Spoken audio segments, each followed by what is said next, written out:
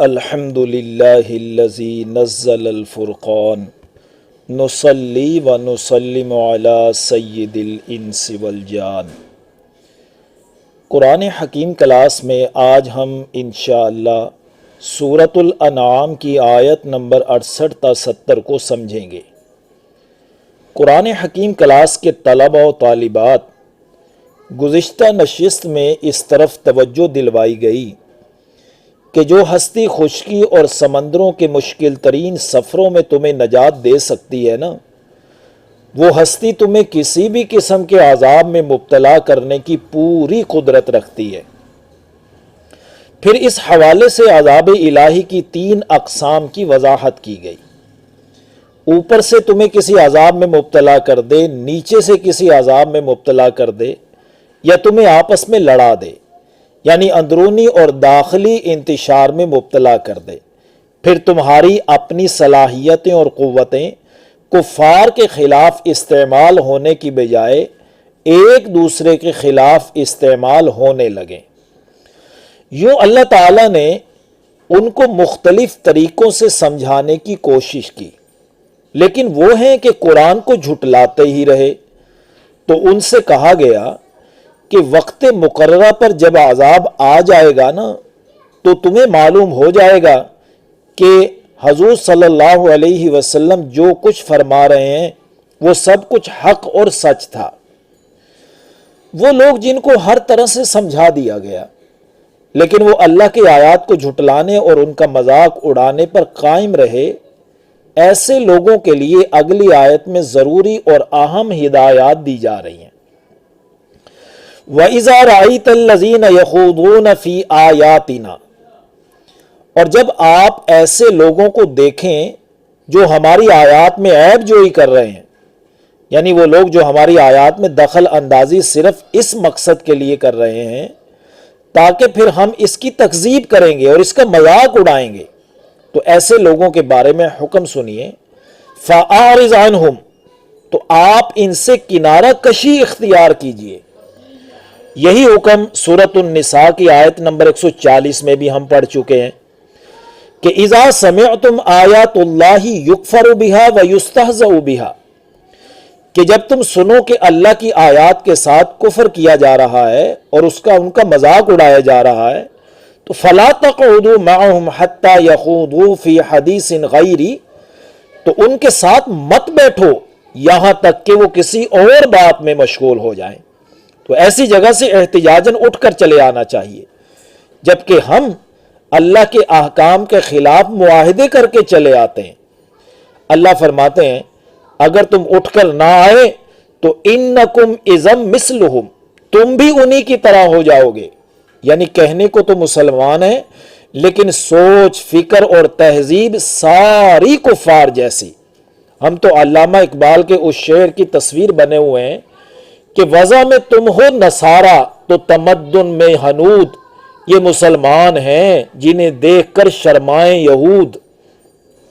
بہرحال اللہ تعالیٰ حکم دے رہے ہیں کہ جب آپ ایسے لوگوں کو دیکھیں جو ہماری آیات میں عیب جوئی کر رہے ہیں تو ان سے کنارہ کشی اختیار کیجئے، حتی یخوضوا فی حدیث غیری، یہاں تک کہ وہ کسی اور بات میں مشغول ہو جائیں۔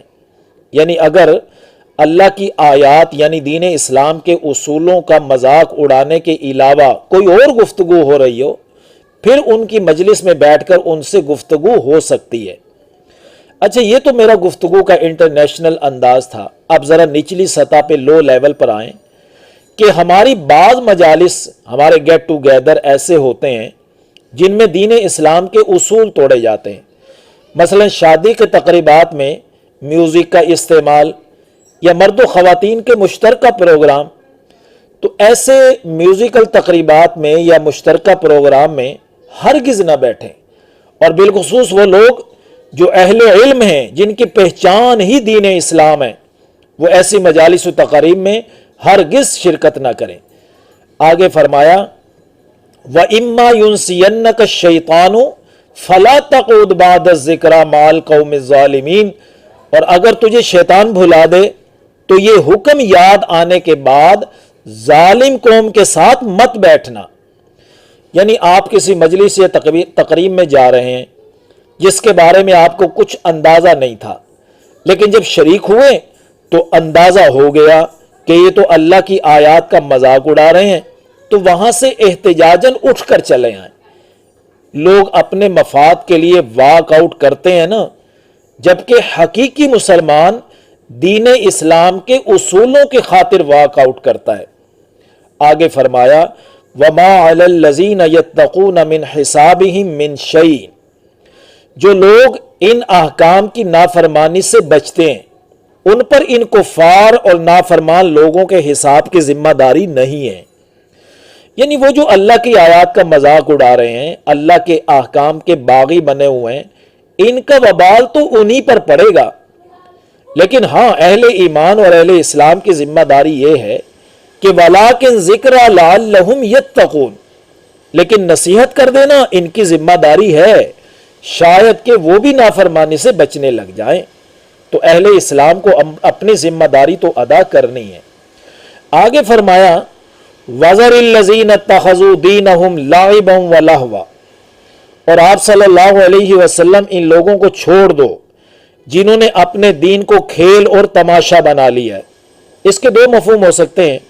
پہلا مفہوم یہ کہ اپنے دین کو کھیل تماشا بنا لیا ہے، یعنی دین کا مذاق اڑاتے ہیں، اور دوسرا مفہوم یہ ہے کہ کھیل تماشا ہی ان کا دین ہے، مقصد زندگی ہے۔ آج دونوں ہی قسم کے لوگ معاشرے میں دستیاب ہیں۔ نمبر ایک، وہ جو دین کے بارے میں کبھی سنجیدہ ہوتے ہی نہیں، دین اسلام کی ہر بات کو استہزاء اور تمسخر میں اڑانے کے عادی ہیں، اور دوسرے وہ لوگ جنہوں نے اپنی زندگی کا مقصد ہی کھیل تماشا بنا لی ہے۔ اس لیے آگے فرمایا وَغَرَّتْهُمُ الْحَيَاةُ الدُّنْيَا، ان کو دنیا کی زندگی نے دھوکے میں ڈال دیا ہے۔ یہ ہے ان کی نافرمانی کا اصل سبب، یہ آخرت سے مکمل غافل ہے۔ ان کی ساری کوششیں، منصوبہ بندیاں مال جمع کرنے کے لیے حلال و حرام کی تمیز کیے بغیر انہوں نے اسی کو اپنا مقصد زندگی بنا لی ہے، بس کھیل تماشے میں مصروف ہیں۔ اور آگے فرمایا وَذَكِّرْ بِهِ أَن تُبْصَلَ نَفْسٌ بِمَا كَسَبَتْ، اور آپ اس قرآن کے ذریعے ایسے لوگوں کو نصیحت کرتے رہیے، ایسا نہ ہو کہ کوئی جان اپنی بدعمالیوں کے سبب گرفتار کر لی جائے۔